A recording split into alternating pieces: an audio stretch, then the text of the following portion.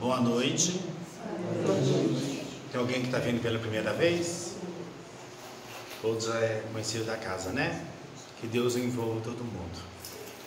Queria dizer que nas segundas-feiras nós temos um grupo de estudo que estamos estudando o livro Caminho, Verdade e Vida, um estudo feito online pelo Google Meet. Quem quiser participar, só procurar alguém da casa para poder entrar no grupo. Nas terças-feiras nós temos o grupo que estudamos o estudo da mediunidade, o livro dos médiuns, das 19 horas até 18h30, até 20h30. E de 20h30 depois é a parte mediúnica para os trabalhadores da casa. E nas quintas-feiras, hoje que é o dia da nossa palestra pública, realizamos às 20 horas até 21 horas e paralelamente acontece a reunião, a evangelização das crianças. Então quem tem filhos pode trazer, já vai acostumando a evangelizar, estudando o Evangelho de Jesus. Queria dizer também que nós temos aqui uma biblioteca com vários exemplares, livros adultos, livros infantis. Se alguém disponibilizar, procurar alguém da casa. Vou ler uma mensagem de hoje, mensagem 19. Tolera as falhas alheias e não apresentes no festival de fofocas. Todos erramos. Sábio é aquele que no erro aprende a agir com correção. Quando vejas alguém caído, dá-lhe a mão, ao invés de te comprazeres em censurá-lo. Ninguém tomba por querer, e se tal ocorre, nele predomina a ignorância, que é um cruel inimigo do homem. Ainda assim, é equivocado, e equivocado merece mais socorro do que empreendimento. Então vamos fechar os nossos olhos, levar o pensamento ao Pai, pedir a Jesus Cristo, a Maria Santíssima, que possam nos envolver nessa noite de hoje, todos que aqui estão. Te pedir, Senhor, pelos irmãozinhos que aqui já estão desde a primeira hora, pelas pessoas que estão em nosso pensamento, pelas pessoas que não puderam vir, pelos nossos familiares, que o Senhor possa envolvê-los, visitando os lares. Te pedir, Senhor, que o Senhor possa envolver a Maria Célia no estudo dessa noite, que possamos, Senhor, termos de melhor o que ela preparou com todo amor e carinho para entendermos e compreender a sua lição. Que o Senhor possa estar conosco, nos envolvendo cada dia mais, hoje, agora e sempre. Que assim seja. Então, hoje quem vai falar para nós, a Maria Célia Werneck. O tema é Linguagem de Deus, do Movimento Espírita. Seja muito bem-vinda. Obrigada. Tá? Fique à vontade. Gente, boa noite. É uma alegria voltar. Eu sempre, em vez de projetar, eu trago uma mensagenzinha que depois você não leva para casa, se quiserem ler, mostrar para alguém. É uma forma de lembrar que a gente conversou um pouquinho aqui. Sempre bem resumido, vou falar muito mais do que está escrito. E agradecendo a Deus a oportunidade. Sempre que o homem procura o contato com Deus e entender Deus e tem a fé em Deus, ele se conduz melhor diante da vida, sofre menos e está mais preparado para enfrentar as dificuldades, os sofrimentos, as vicissitudes, como diz os termos espíritas. E essa preocupação de ter contato com Deus, de entender Deus, não existe só na nossa comunidade, não existe só no Brasil, não existe só entre os espíritas, entre muitas pessoas. E quando a pessoa consegue entender esse Deus de forma muito precisa, ela tem tudo que ela podia ter de bom na sua existência. E essa existência a gente sabe que é eterna, a vida é eterna, a gente tem várias oportunidades de encarnar e reencarnar. Mas se a gente construir bem dessa vez a fé, se a gente conseguir manter um diálogo com Deus, a gente vai ter esse diálogo de vida eterna. A gente vai estar cada vez mais próximo do entendimento do Pai Criador. E a ciência, a doutrina espírita, ela é ciência, filosofia e religião. Muito ciência. E Kardec falava, e está escrito nos seus estudos, na codificação, que quando tivesse o que ele tivesse escrito, tivesse encontrado com a ciência, que a gente ficasse com a ciência. Porque é o ser que raciocina, que se propõe a ele a fé raciocinada, não pode ignorar a ciência.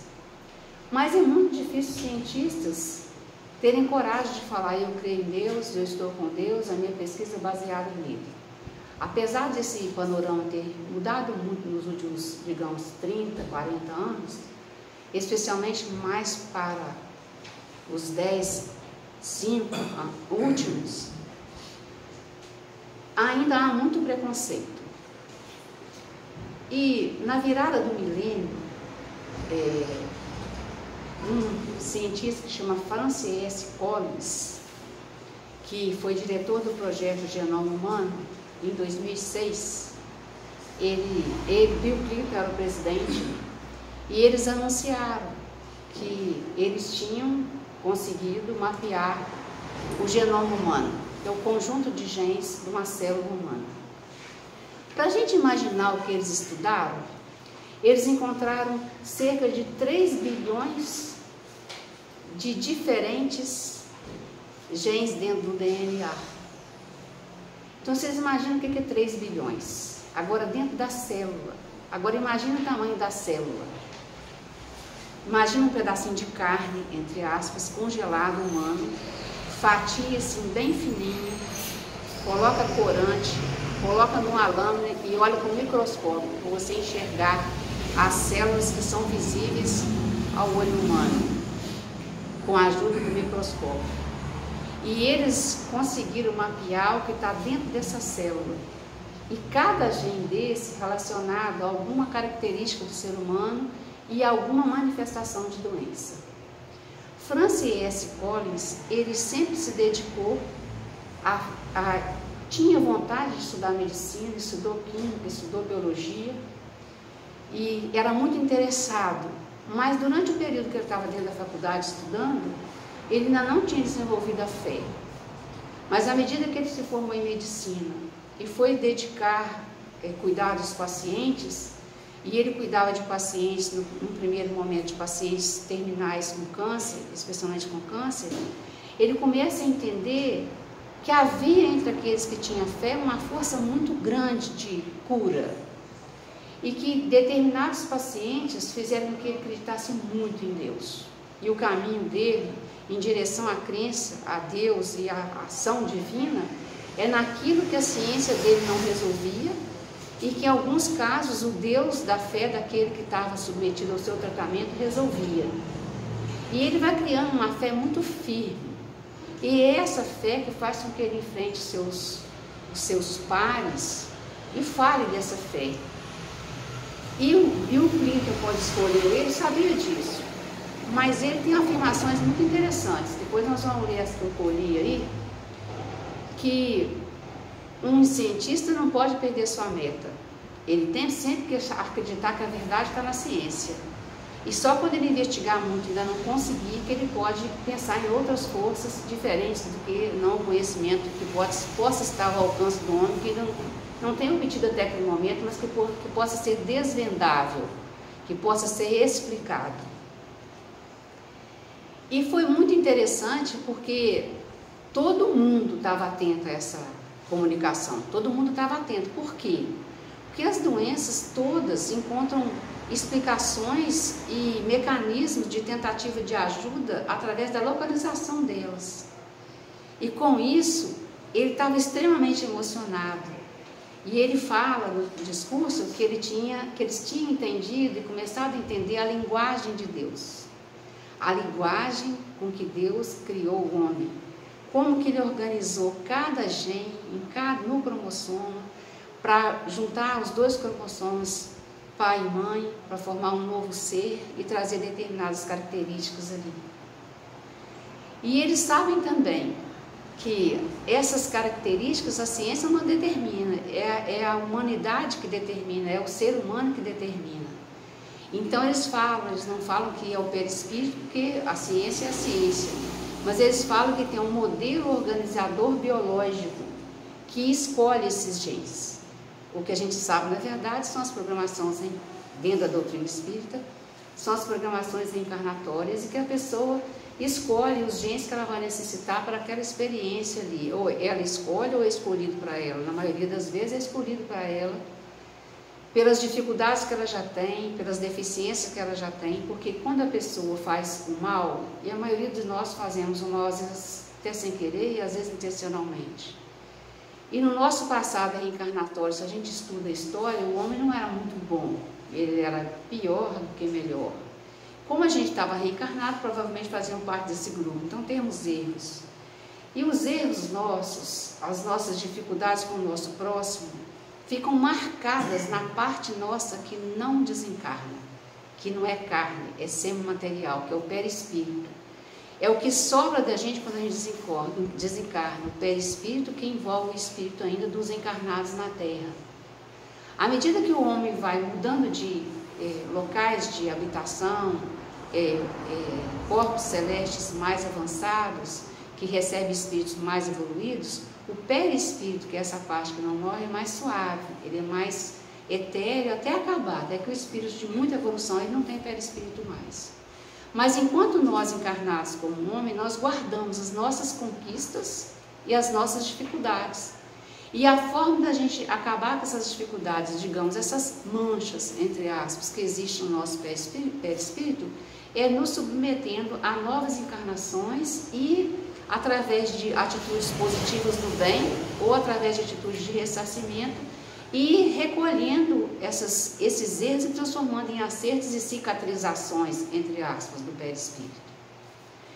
Mas essas marcas têm no DNA, é lá na organização, lá na hora da fecundação, lá no planejamento, que a gente sabe que são os departamentos reencarnatórios ou até tem reencarnações compulsórias, mas que para a ciência oficial chama modelo organizador biológico. Eles não falam o que é, não. Existe uma coisa que eles chamam de modelo organizador biológico que vai determinar qual vai ser a combinação desses genes para formar um novo ser. E cada um na sua individualidade. Então a beleza é tão grande que a gente imagina quantos bilhões de seres na Terra e ninguém é igual. Pode ser muito parecido, mas igual não há. Porque são 3 milhões de genes. Então, quando você pega pelo DNA que você vai observar, tem diferença. Mesmo que seja o lado de fora, o fenótipo, bem igual, muito parecido, mas igual não vai ser. E o que eles acharam mais interessante também dessas descobertas de genoma é que eles achavam assim, o homem ia ser muito superior, o DNA do homem ia ser muito diferente. Não é muito diferente das outras espécies. As outras espécies também tem grandes intrincados de conhecimento, de organização, de detalhes que os homens ainda nem conhecem, tanto no nível vegetal como no nível dos animais, dos outros seres. Então eles comparam assim que entre um homem e um primata, eles já imaginariam que poderia ter muita similaridade, mas que tem muita similaridade com os outros seres. É como se fosse assim, a mesma coisa combinada de diferentes formas. E o que a gente estuda na doutrina espírita? Que são os fluidos, né? Que são que Deus manipula, que os espíritos relacionados à criação do homem manipula e que com diversas combinações constroem tudo. Constrói o mundo material, constrói o homem, constrói as coisas, que é mais ou menos da mesma matéria primitiva. E a ciência vai nesse sentido. Então, essa linguagem de Deus que conversa com a gente, através dos espíritos que se comunicaram com Chico Xavier, com Divaldo Franco, com a quantidade de médiuns inumeráveis que há nesse país, e fora até daqui também, né, no início, na França, trouxeram esses detalhes para a gente, como é organizado, como é que é a vida no mundo espiritual, como é que a gente vive, para onde a gente vai, o que a gente veio fazer aqui. Só que quem tem a grandeza de ter o conhecimento espírita e a compreensão dele é extremamente confortado. Mas o mundo não vai deixar de ter esse conforto, mesmo em outras religiões, mesmo em outras filosofias. Tanto que há as filosofias reencarnacionistas da região do Oriente e nos Estados Unidos, os protestantes com essa conversa de linguagem de Deus, de modelo organizador biológico. Então não deixa de chegar ao homem pela ciência também o respeito e admiração pela criação, se ele tiver olhos de ver e ouvidos de ouvir, como Jesus dizia. Então eu vou ler um pouquinho com vocês aqui, para eu não me perder na conversa de linguagem de Deus, que é o que eu vim falar aqui hoje. Então Deus conversa com a gente através da sua obra.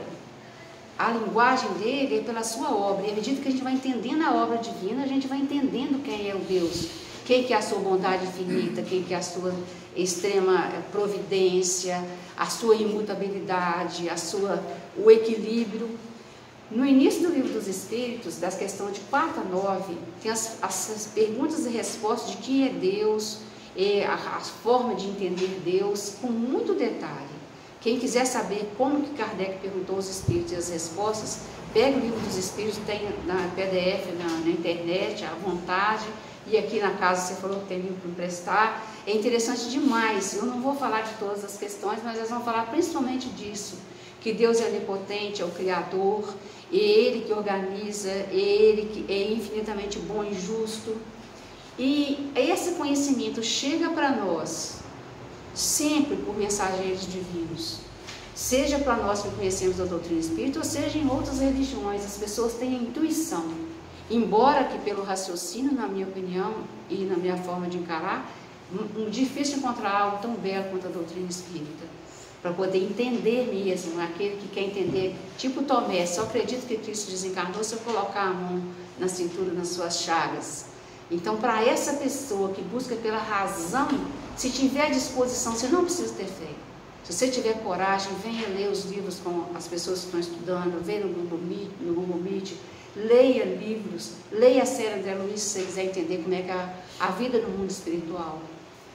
A filosofia espírita tem os 5 princípios, que é a existência de Deus, a comunicabilidade entre os espíritos encarnados e desencarnados, a existência de outros mundos além do nosso, as vidas sucessivas e a evolução através dessas vidas sucessivas como uma destinação do homem. Ele está destinado a evoluir, ele pode parar, estabilizar e ficar estático no período, mas ele é criado para crescer e ser luz, como Deus diz que nós seremos luzes. E essa luz está na nossa meta de vida, no nosso programa de espíritos eternos. Mas esses conhecimentos belos dessa forma, que nós temos na filosofia espírita, nem todos têm alcance. E eu achei interessante trazer que, mesmo não tendo conhecimento da doutrina espírita, esse cientista, ele hoje ele está de licença esse ano, mas depois de 2006 até ano passado, quando ele estava mexendo ainda com a vacina da Covid, ele dirigia o orçamento mais caro da saúde do mundo, 43 bilhões de dólares. Imagina uma pessoa que crê em Deus, que quer o bem da humanidade, com 43 bilhões de dólares na mão para fazer pesquisa, para direcionar para o bem. Uma das entrevistas que ele falava assim, se nós descobrirmos a vacina, vai ser para todos, não é só para os Estados Unidos. Porque quando começou a pesquisa da vacina, já estava o Trump no poder, e ele ainda estava nesse departamento. Então havia até uma certa divergência, o Trump falava que ia ser só para os Estados Unidos primeiro, e ele, como chefe do departamento, batia de frente, falava que era para a humanidade, não era só para os Estados Unidos. Enfim, é um cientista que ainda está em atividade no momento, parece que ele era licenciado esse ano, mas assim, um cientista com um grupo imenso de cientistas, que vocês imaginem um nível intelectual, de estudos, de inteligência e de poder de encontrar a explicação para o ser humano. Porque o ser humano que não é espiritualista, que não acredita na existência de outra vida, o que ele mais quer é entender como ele pode viver melhor. Então imagina o interesse do mundo inteiro em ouvir essa pessoa. E ela fala assim, descobrimos a linguagem de Deus. Ela testemunhar a crença no Criador, a crença na existência de alguém que toma conta, que tem justiça, que tem bondade, que tem vontade que a gente seja bem e feliz. Então eu vou ler o que eu trouxe para vocês aqui, ó. Num dia quente de verão do primeiro semestre do novo milênio, a humanidade atravessou uma ponte rumo a uma nova era de tremenda importância. Ao mundo inteiro foi transmitido um pronunciamento com destaque em praticamente todos os jornais mais importantes do mundo, apregoando que o primeiro rascunho do genoma humano, nosso manual de instruções, havia sido concluído. A linguagem de Deus estava revelada. Esse pedacinho eu peguei do livro, porque esse cientista ele escreveu 5 livros. Um deles é esse, A Linguagem de Deus, publicada. E eu tive contato com esse livro com meu filho, eu sempre falei muito com ele da existência de Deus com os meus filhos, e quando ele encontrou esse livro na rua, na biblioteca, ele falou assim, mãe, eu tinha que te dar de presente. Ciência e Deus junto, que é que eu sempre falo com ele. A ciência tem que andar com Deus, meu filho. Se não andar com Deus, não serve. Porque não serve porque vai te desvirtuar. Então você pode até evoluir, mas se desvirtua. E aí ele trouxe para mim e eu copiei esse pedacinho lá do livro. O biólogo americano Francis S. Collins é um dos cientistas mais notáveis da atualidade. Foi o diretor do projeto Genoma Humano, projeto do governo americano com participação de empresas particulares. Imagina a extensão disso. Responsável pelo mapeamento do DNA humano. Desde então, tornou-se o cientista que mais rastreou genes com vistas ao tratamento de doenças em todo o mundo. Quando foi convocado pela liderança do recém-criado Instituto Nacional de Pesquisa do Genoma Humano em 1993, o geneticista Francis Collins já era um pesquisador conhecido e já havia descoberto a localização de genes responsáveis por 3 doenças importantes: a fibrose cística, a distrofia muscular de Duchenne e doença de Huntington. Collins também é conhecido por pertencer a uma estirpe rara, a dos cientistas cujo compromisso com a investigação do mundo natural não impede a profissão da fé religiosa. Alvo de críticas de seus colegas, cuja maioria nega a existência de Deus, Collins lançou nos Estados Unidos o livro The Language of God, A Linguagem de Deus no Brasil, no ano de 2006. Nas 300 páginas da obra, o biólogo conta como deixou de ser ateu para se tornar cristão aos 27 anos. E narra as dificuldades que enfrentou no meio acadêmico ao revelar sua fé. Então, se vocês querem ver um depoimento bonito, igual tem A Viagem Espírita de 1862, é um livro encantador de Kardec, para a gente ver o encanto de Kardec com a doutrina espírita. E também Memórias Póstumas tem um capítulo no livro maravilhoso para a gente ver o encantamento e a alegria dele de ver quanto que a doutrina espírita consolava as pessoas. E Collins assim encantado também de acreditar em Deus e ver como que a obra de Deus é bonita. Então a gente lê um livro de uma pessoa assim, entre aspas, apaixonado pela ciência e encantado com Deus. É uma leitura que vale a pena. Aí ele fala o seguinte, dessas colocações que eu achei interessante que eu tirei. As sociedades precisam tanto da ciência como da religião. Parece até querer kardecista, olha só. Elas não são incompatíveis, mas complementares. A religião é um veículo da fé e essa sim imprescindível para a humanidade. Então ele ainda coloca, além de que elas são importantes, que a fé é imprescindível. Porque senão a pessoa não tem conforto, não tem consolo. O que não tem solução para ela, a fé conforta. Mesmo que não tenha a solução que a pessoa imagina, mas ela tem a solução do conforto, né? É dever de todos os cientistas, eu destaquei isso aí, porque uma pessoa do nível dele, com o orçamento que ele teve nas mãos durante tanto tempo, construindo a medicina, e ele pensar assim, que é dever de todos os cientistas, inclusive dos que têm fé, tentar encontrar explicações racionais para tudo que existe. Quer dizer, é o que o Kardec fala, a razão, né? Face a face. Há questões filosóficas que transcendem, isso também ele escreveu, há questões filosóficas que transcendem a ciência, que fazem parte da existência humana, tais como o que acontece depois da morte, ou qual é o motivo de eu estar aqui. Não é certo negar aos seres humanos o direito de acreditar que a vida não é um simples episódio da natureza, explicado cientificamente e sem um sentido maior. Então, quando ele coloca isso aqui, a gente percebe que ele já sabe, mesmo não tendo estudado a doutrina espírita, para que ele veio aqui. O objetivo da vida dele, o propósito. E ele fala que a pessoa tem que ter esse propósito. Então, quer dizer, além de ele ser um cientista, é um cientista de uma moral do bem. Porque a gente não precisa de moral religiosa, a gente precisa da moral do bem. Que se a moral do bem estiver ocupando o mundo, nós vamos ter guerra? Claro que não. Né? Quem promulga o bem não quer destruir a vida, né? Aí eu peguei e comparei que o Einstein afirmou que a ciência sem religião é manca e a religião sem a ciência é cega. Né? Então, para a gente ver que o conhecimento que chega para a gente, para a doutrina espírita, também chega nos outros lugares. Nós não somos privilegiados, mas nós temos um grande privilégio, que é com muita clareza para nós. É fácil para qualquer um entender. Allan Kardec afirmou: fé inabalável é somente aquela que pode encarar a razão face a face em todas as épocas da humanidade. Porque ele quis dizer que a ciência teria que estar à frente. Nós éramos homens, quando o Espiritismo veio ao lume, eram homens que estavam desencantados com a religião que proibia pesquisa, que proibia todo tipo de ciência e que era completamente avessa. E a gente vê, quando a gente vê o filme sobre a vida de Kardec, as perseguições religiosas que ele sofreu, porque ele questionava que aquilo tinha que ter, a religião tinha que existir, Deus tinha que existir, mas não daquela forma que era colocado, com aqueles tipos de limites, né? Deus, segundo a revelação espírita, é a inteligência suprema do universo, a causa primária de todas as coisas. Deus é eterno, infinito, imutável, imaterial, único, onipotente, soberanamente bom e justo. Isso a gente vai ver tudo explicadinho na questão 4 a 9 do Livro dos Espíritos. Mas dá para a gente imaginar a sua existência se evidencia pelas suas obras.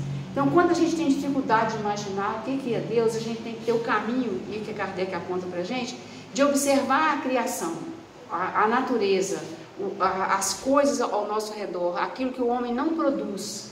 Porque se há um evento muito bonito que o homem não produz, com muito sentido, é que há um ser com muita inteligência e onipotência e onipresença para manter aquilo ali.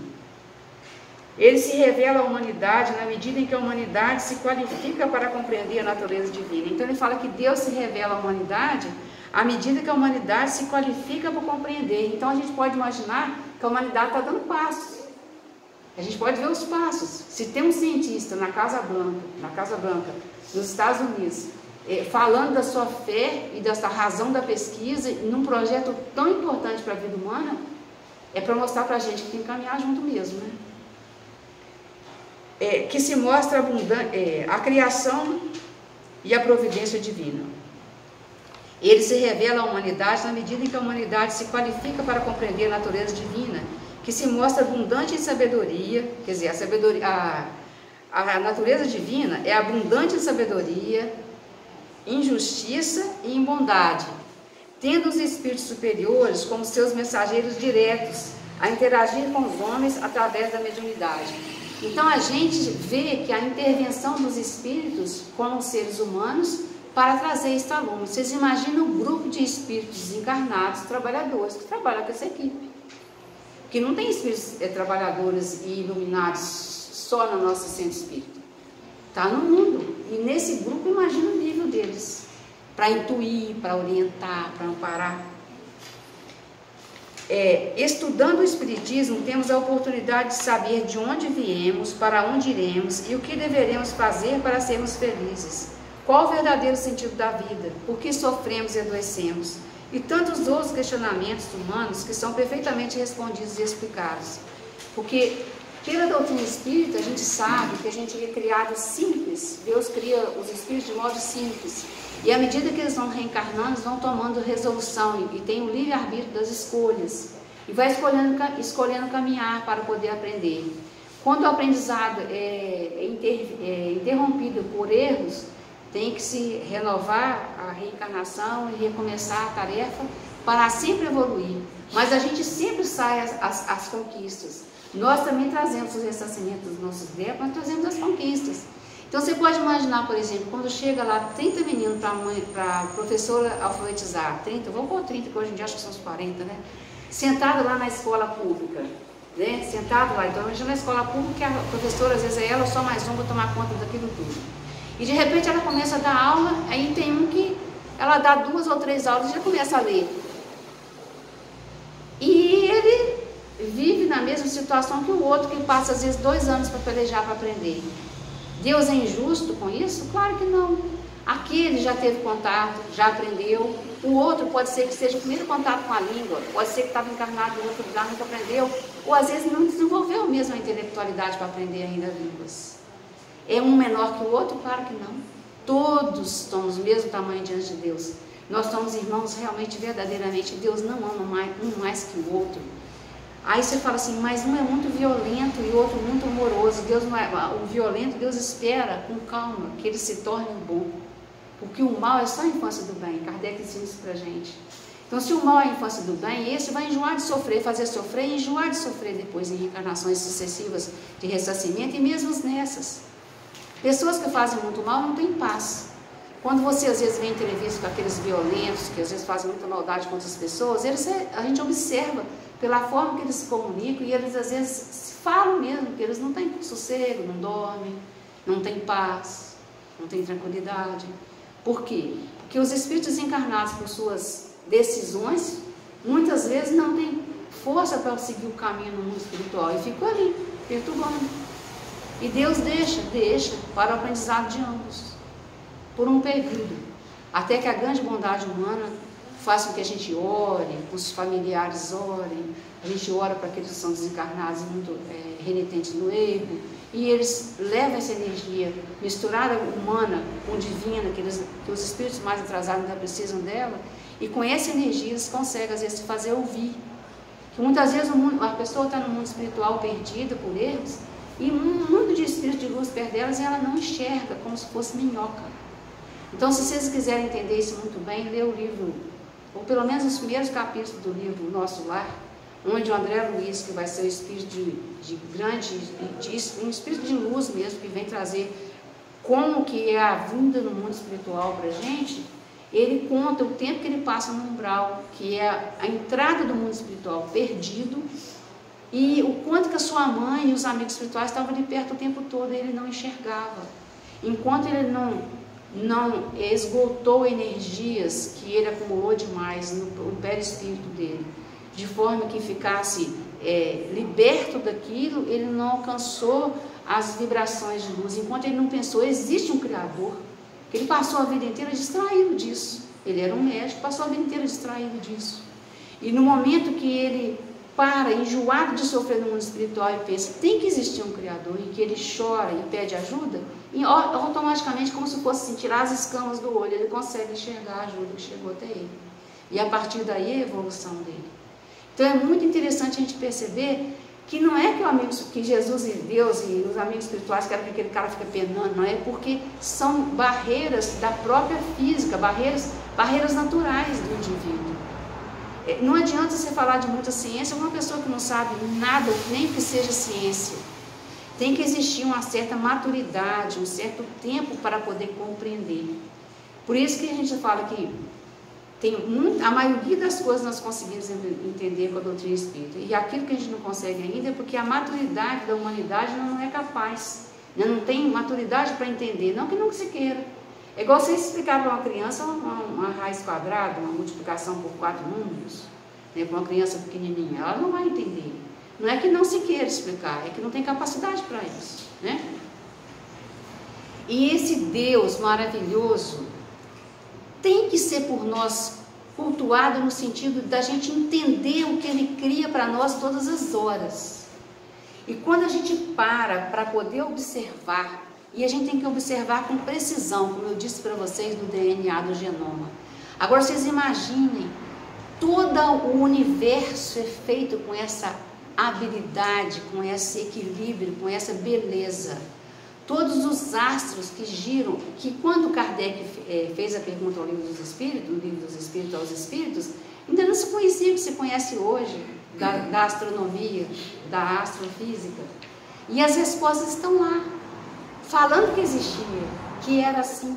Se a gente lê e vê o crescimento da ciência ao lado, a gente vê o quanto que a ciência cresceu depois e que aquilo foi dito antes, por seres que estão no mundo espiritual, que já têm informações que nós não temos. Nosso mundo é expiação e provas. Tem mundos primitivos, mas a partir dos nossos mundos de regeneração, mundos felizes. Então, no terceiro capítulo do Evangelho segundo o Espiritismo, que é um livro maravilhoso que a gente deve ler sempre, explica a existência desses mundos e a evolução deles. Jesus falava para os discípulos: há muitas moradas na casa do meu Pai. Mas como é que Jesus ia falar que era planeta, estrela, era isso e aquilo? Se eles não sabiam, não tinha instrumento nenhum de pesquisa, achavam que a Terra não era nem redonda, não é isso? Não tinha noção nenhuma de navegação, era ainda muito pouco conhecimento, noção muito primitiva, claro que existia noção, mas muito primitiva ainda. Então Jesus usa as palavras que aqueles homens podiam entender: há muitas moradas na casa do meu Pai, e há ao redor da terra, em volta da terra, ao redor do sol, das luzes, de todas as estrelas. E são tantas as moradas que é impossível a gente imaginar que não haja um Criador muito, muito magnânimo, bom e poderoso. E não é só um Criador, Ele não cria sozinho. São muitos os Cristos, a gente sabe, por informação da época que Kardec estudou. O Cristo Jesus é o que cuida da terra. Mas são muitos espíritos de luz igual ao Cristo que já não erram mais. Qual a diferença do Cristo do resto? É porque o Cristo já não erra mais. Ele pode reencarnar, mas ele não cai em erros, porque ele já evoluiu muito. Mas há muitos responsáveis por outros lugares. Há 200 ou 300 bilhões de estrelas catalogadas há cerca de uns 10 anos no telescópio Hubble. De galáxias, 200 a 300 bilhões de galáxias, de estrelas, não, de galáxias. As galáxias são os túneis que existem lotados de estrelas. Nós temos um túnel enorme, enorme, que chama Via Láctea. É um túnel leitoso, láctea porque a luz nossa é branca. A luz do Sol, que é uma estrelinha de quinta grandeza, ela é branca, e das outras estrelas dessa região também tende para o branco. Por isso que chama Via Láctea. Mas tem 200 bilhões de outras. Gente, você está imaginando o que é bilhão?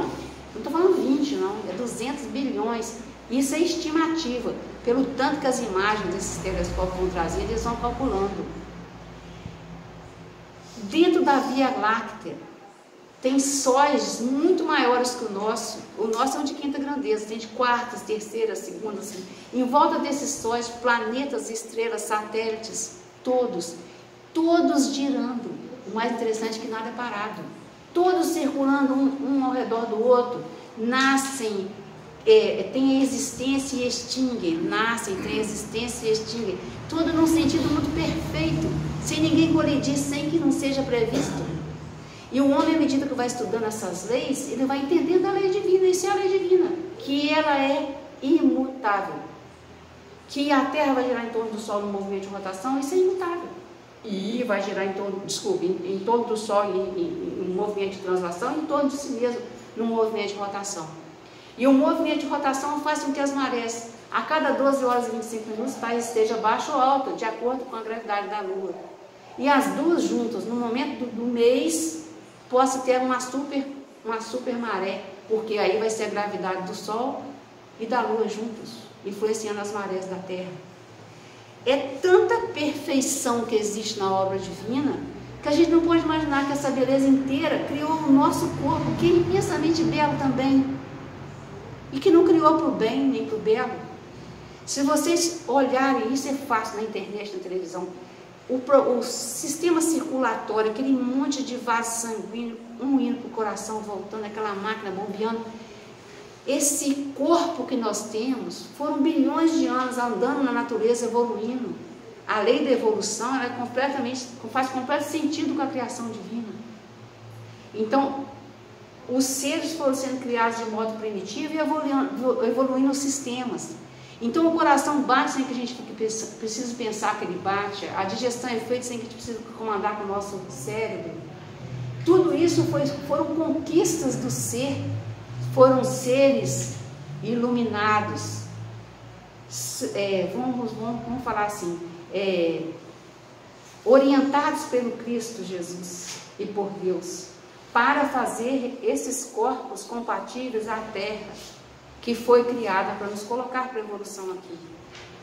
Quando a mulher fica grávida, a gente estuda na embriologia, que é o estudo do desenvolvimento do bebê no útero, que a ontogenia recapitula a filogenia.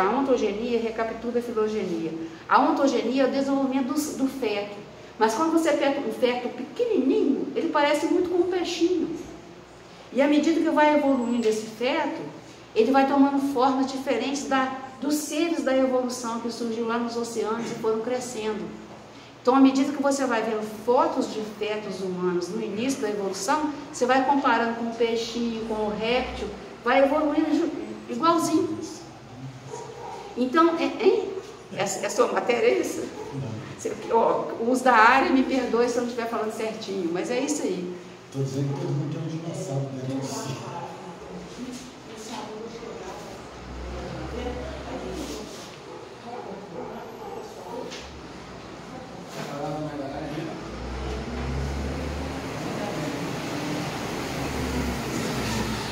Pois então, o que eu estou querendo dizer é que, na verdade, para a gente acreditar nesse Deus Criador e na sua linguagem, eu estou falando da linguagem de Deus, é como Ele se comunica com a gente, é pelo esplendor que Ele põe na nossa cara. Mas se a gente às vezes passa a vida inteira com raiva, brigando, querendo ganhar não sei quantos de dinheiro para hoje, nem olha se tem céu, nem se tem nuvem. Gente, quem estuda como a movimentação das nuvens para fazer chuva, quem faz as previsões astrológicas sabe o quanto é imprevisível, por mais que eles estudem e tenham aparelhos muito delicados, porque tem um poder maior atrás daquilo, porque os espíritos também trabalham com isso. É muito bonito ver a interação da ciência, desvendando a grandeza divina, a perfeição divina, o equilíbrio divino, mostrando para a gente a ação dessas forças do bem, que são forças infinitamente belas, no nosso corpo. Corta aqui hoje, deu um corte com a faca lá, você estava lá fazendo na sua casa uma coisa, esbarrou, deu uma cortada aqui. O que vai acontecer aqui? Dói, arde, né? Tal, você passa lá um álcool para matar as bactérias, aí o mundo infinitamente microscópico, vou falar dele também, mas você passa lá o remédio, o que vai acontecer? A regeneração celular, aquelas células que têm genoma, todas as que são capazes de reparar. Existe no nosso corpo um computador com memória de restauração o tempo inteiro. Se você como faz mal, você fala assim, vou melhorar, vou tomar alguma coisa. Se você não tomar alguma coisa, a maioria das vezes também vai melhorar, porque o computador dá um jeito. Quando você adoece mesmo, é que você sobrecarregou muito o sistema. Mas o sistema tem sua autorregulação. É muito interessante o que acontece no nosso corpo, em todos os níveis, especialmente no nível de regeneração. Você corta o cabelo, vai crescer, você não sente nada, então está a célula se reproduzindo, o cabelo cresce de novo. Você sabe a sequência do ser, a sequência que existe, e não pensa no Criador, que montou aquilo ali, que colocou aquilo para funcionar e repete da mesma forma sempre. É imutável. É perene, a lei divina não muda. O que muda é a lei humana de acordo com os costumes. Mas a lei divina ela é perene, é a lei do bem, é a lei do amor. E quem vem trazer isso para a gente? Quem veio trazer isso para a gente foi Jesus falar do Pai Criador bondoso. Todas as unidades, os seres, os seres humanos, desde o início da criação, que a gente tem ideia e noção, que vai se estudar as comunidades antigas, tem lá a ideia de um Criador, de um Deus. Uma hora é o sol, outra é o vento. Eles tinham sempre a ideia de algo superior a eles. À medida que o ser vai evoluindo, ele cria um Deus. Aí vem os emissários, os espíritos de mais adiantados que vieram para ser guia dos outros, né? Os profetas, digamos, entre os judeus, os profetas. Cada profeta trazia um ensinamento de como Deus era. Mas como o profeta ainda era um ser em evolução, na cabeça dele, Deus era muito castigador. Deus castigava. Então era um Deus vingativo, castigador, então tinha que fazer oferenda. É porque eles eram primitivos. O Deus era do tamanho da cabeça deles. Era pequeno. Com a chegada de Jesus, o que Jesus faz o tempo inteiro? O pilar básico da doutrina de Jesus é mostrar que Deus é Pai. É a primeira vez que não fala que tem que temer a Deus. Eu e meu Pai somos um. Ele falava o tempo inteiro, eu e meu Pai somos um. O que eu faço é porque meu Pai permitiu. É um respeito, uma admiração à obra divina imenso, e um amor inconteste a Deus, que o Espírito de Jesus tem para mostrar para a gente, mostrando como que ele agia, com que respeito. O que eu fiz, eu nada fiz, em nome do Pai que faço. Não tem nada que ele fala assim, eu fiz aqui, olha só que eu sou bonzão. O tempo inteiro ele reverencia a força maior criadora, porque ele sabe a grandeza e a beleza que é o Pai. Ele, como ele disse, eu e o Pai somos um, porque à medida que o Espírito evolui, ele vai tendo uma comunhão com Deus mesmo. Nós podemos ter comunhão com Deus se a gente fizer uma oração tranquila, acalmar o nosso coração, ficar pensando na natureza, nas coisas belas de Deus, evoluindo, pensando o quanto que Deus é bom. Vocês entram na vibração divina. Todo mundo tem alcance dessa vibração. Só que os espíritos de luz, eles vivem nela. A gente tem que fazer esforço. De modo geral, a gente está mais baixo. A gente faz esforço. Mas essa ideia de como Deus cria as coisas para nós com perfeição. Maria Célia, quantas dores do mundo, as dificuldades do mundo, eu garanto para vocês, não tem uma resposta uma pergunta que você tem que você não encontra a resposta no livro dos Espíritos. E nas obras codificadas pelos médiuns que foram inspiradas por espíritos de luz. Então, não dá para responder isso tudo, mas com certeza, se você tiver curiosidade, é a curiosidade que guia a gente para o aprendizado. Eu me tornei espírita com 32 anos. Eu chegava na biblioteca e falava assim, então já que eu quero saber esse assunto, gostaria que vocês me intuíssem em qual prateleira está esse livro. Vocês acreditem, eu era intuída e pegava o livro que eu precisava. Então, quando a gente quer, a gente aprende. Você tem que ter curiosidade, não precisa ter crença não, é o raciocínio, vai entendendo como é que é. E depois você fica assim, gente, como que eu era muito pouco inteligente, melhorei um tiquinho para começar a entender. Eurípides Barçanufo, graças a Deus, a tia doutrina espírita, falou, oh meu Deus, Eurípides Barçanufo viveu em 1700, se não me engano, 78, não tenho bem certo não, mas em 1700 e poucos, em Sacramento, aqui em Minas Gerais. Minas Gerais, nós somos um estado abençoado por Deus, por luminares da doutrina espírita, espíritos de luz que vem estender caminho para nós. Nós não temos ideia ainda da grandeza que Chico Xavier foi para nós. Não porque Chico Xavier era santo, não era, mas ele foi um homem que viveu sabendo todos os minutos que a vida é contínua. Ele não vacilava. Ele tinha certeza da outra vida. Igual a gente tem que ter, porque nós temos o mesmo conhecimento, ele largou para nós. Se a gente buscar, a gente tem isso em mente, o tempo inteiro.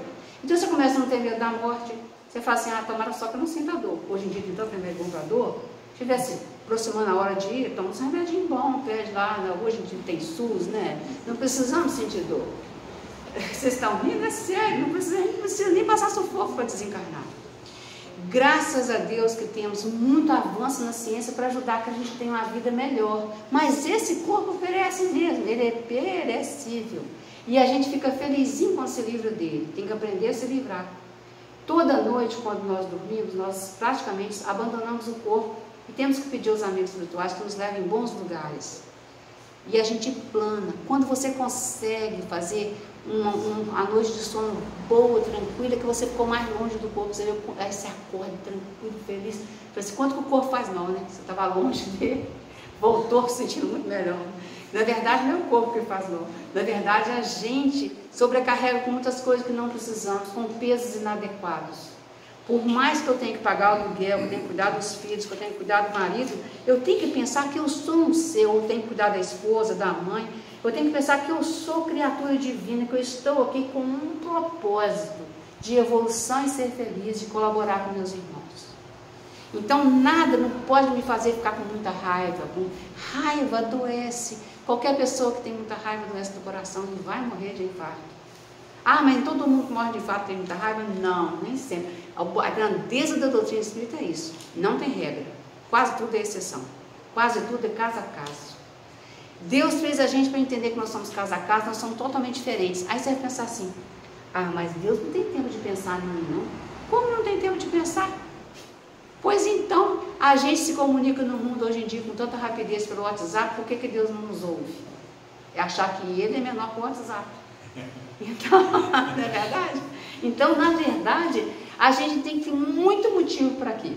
Eu vou ler o restinho que eu trouxe para a gente, porque nós estamos quase encerrando nosso tempo. Jesus fez do amor a Deus e da caridade para com o próximo a condição indeclinável da salvação, dizendo: amai a Deus sobre todas as coisas e o vosso próximo como a vós mesmos. Nisso estão todas as leis e os profetas. Então Jesus resumiu o que a pessoa precisava para ser feliz, o que a pessoa precisa saber.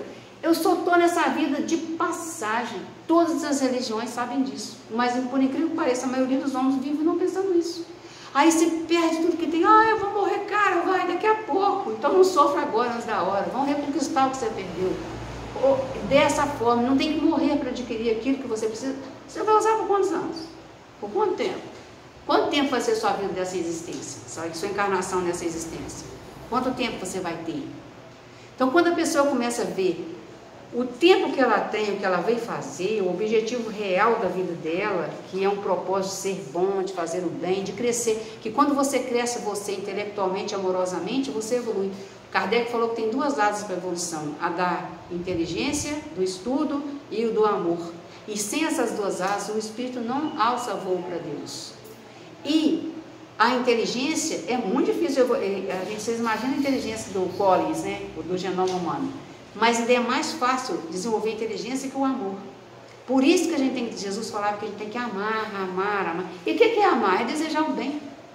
Como é que é amar alguém? É desejar o bem. Olhar com desejo do bem, não olhar com raiva, não olhar com inveja, não olhar vendo os defeitos. Respeitar o outro e sentir seu irmão, aonde você estender seu olhar, estender como humanidade. Não, eu sou pior, isso é uma gentalha. Essa pessoa que é uma gentalha não tem nem o mínimo de noção de que é a fraternidade. Né? Ah, eu sou muito mais rico ou muito mais pobre. As pessoas que colocam essas distâncias entre as pessoas, elas não estão imersas na ideia da fraternidade que Jesus trouxe para nós. Deus se ocupa com cada um de nós? Aí a pergunta, a resposta na questão 963 do Livro dos Espíritos. Deus se ocupa com todos os seres que criou, por menores que sejam, para a sua bondade, nada é pequenino. Então, cada bactéria ela tem a sua função, mesmo a que causa doença. A que causa doença, muitas vezes, é produzida pelas secreções das nossas mentes em desequilíbrio. E aí elas desenvolvem. Mas elas vão ter o tempo delas e vai ter o momento de excreção daquilo. A natureza toda tem um sentido infinitamente belo e bom. Como que isso acontece? Kardec ilustrou a presença constante de Deus da seguinte forma: a natureza inteira é mergulhada no fluido divino. Quer dizer, Deus, ele não é um ser, não é um cara de bárbaro, gente, é luz. Difícil de entender, mas Deus é luz. Então expande, vocês imaginam, está escurinho, acende a luz, de repente a luz expande. Deus é luz, então ele expande. Ele, se quiser, pode condensar e virar um monte de barro. Mas ele é luz, estende, ele é extensivo, expansivo. E expande para imergir nós todos. Todos estamos imersos na luz divina. E essa imersão da luz divina, mergulhados no fluido divino, tudo é submetido à sua ação inteligente, à sua previdência. Porque se eu corto o meu braço e recupero, quem está tomando conta disso? A sua previdência e a sua solicitude. Não há nenhum ser, por mais insignificante que pareça, que não seja repleto desse fluido divino, dessa luz do Pai. Então nos achamos constantemente na presença da divindade. Não há uma só das nossas ações que possamos subtrair ao seu olhar. Eu falei olhar porque não é olhar, né? Mas a sua observação, porque a gente sabe que nem olho ele tem. Nosso pensamento está em contato incessante com o pensamento divino. E é com razão que dizemos que Deus lê as mais profundas dobras do nosso coração. É verdade. Por mais que se sente invadido, a princípio, quando eu comecei a desenvolver esse pensamento em mim, eu achava que Deus era muito invasivo. Mas, gente, é tão bom quando você está com Deus, que Ele pode ser invasivo. Qual o problema? Né? Estamos nele como ele está em nós, segundo a palavra do Cristo, que Jesus falou assim, Deus está conosco e nós estamos nele. Jesus explicava isso o tempo inteiro, só que com as palavras do tempo que ele viveu, né? No conjunto imenso dos mundos e coisas que constitui o universo, tal é a grandeza, a magnitude, e são tais a ordem e a harmonia, que tudo isso, pairando infinitamente acima da capacidade do homem, só pode atribuir-se à onipotência criadora de um ser supremamente inteligente e sábio. Quanto mais você observa, você só pode falar assim, existe algo poderoso, e eu estou imerso nisso, está tomando conta de mim. Criador necessário de tudo que existe. Pela observação e raciocínio, entendemos a linguagem de Deus, como ele se nos mostra. Porém, é pelo sentimento, mais que pelo raciocínio, que o homem pode compreender a existência de Deus. Se você fala assim, Senhor, eu preciso muito sair desse apego. E Deus ajuda as criaturas pelas criaturas. Então, muitas vezes você está agoniado demais, como é que vai acontecer isso? Não vai ter jeito, não vai ter jeito. Deus se mostra através de uma atitude de um irmão. Ele te liga, acontece uma situação, aquilo, você fica assim, gente, Deus está atento ao que eu pedi para Ele. É muito bonito desenvolver dessa linguagem com Deus, desse diálogo com Deus. E necessário para ter a fé bacana. E Eurípides Barçanufo, eu vou ler esse poeminha rápido aqui para concluir a nossa fala. Eurípides Barçanufo viveu em 1778 e ele era católico, mas começou a ter contatos com mediunidade, com espíritos. A história dele é muito bonita, se vocês puderem colocar no Instagram, na internet, lá no Chrome, lá no Google, vocês vão ver como é que ele viveu em Sacramento. E para ensinar, ele montou uma escola, foi a primeira escola que chamava Allan Kardec no nosso país, foi a de Eurípides Barçanufo. E essa escola que ele montou um observatório astronômico em 1700, estou contando para vocês, para que as pessoas conseguissem observar o céu, coisa que a gente hoje, se entrar na internet, a gente vê tudo lá, né? As imagens captadas pelos... A gente tem muito mais oportunidade de conhecimento das obras divinas do que em 1778. Mas ele levou as pessoas e os alunos dele para observar como é que o mundo era em volta, a criação, tudo, para poder desenvolver esse amor a Deus. E ele fez esse poema aqui que eu achei lindo, eu trouxe para ler para vocês. Deus, vós que vos revelais pela natureza, vossa filha e nossa mãe, reconheço-vos eu, Senhor. Na poesia da criação, na criança que sorri, no ancião que tropeça, no mendigo que implora, na mão que assiste, na mãe que vela, no pai que instrui e no apóstolo que evangeliza.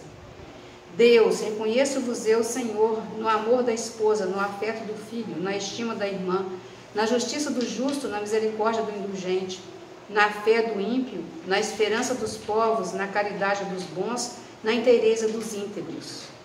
Deus, reconheço-vos eu, Senhor, no entardecer, na eloquência do orador, na inspiração do artista, na santidade do moralista, na sabedoria do filósofo, nos fogos do gênio. Deus, reconheço-vos eu, Senhor, na relva dos vales, no matiz dos campos, nas brisas dos prados, no perfume das campinas, no murmúrio das fontes, na música dos bosques, na placidez dos lagos, na altivez dos montes, na amplidão dos oceanos, na majestade do firmamento. Deus, reconheço-vos eu, Senhor, nos lindos anteres são girassóis, no arco-íris multicolor, nas auroras polares, no oxigênio da lua, no brilho do sol, na fulgência das estrelas, no fulgor das constelações. Deus, reconheço-vos eu na formação das nebulosas, na origem dos mundos, na gênese dos sóis, no berço das humanidades, na maravilha, no esplendor e no sublime do infinito. Deus, reconheço-vos eu, Senhor, com Jesus, quando ora, Pai nosso que estás nos céus, ou com os anjos quando cantam, glória a Deus nas alturas. Obrigada, gente. Que a linguagem de Deus seja para nós bem fácil. Obrigado, Maria Célia.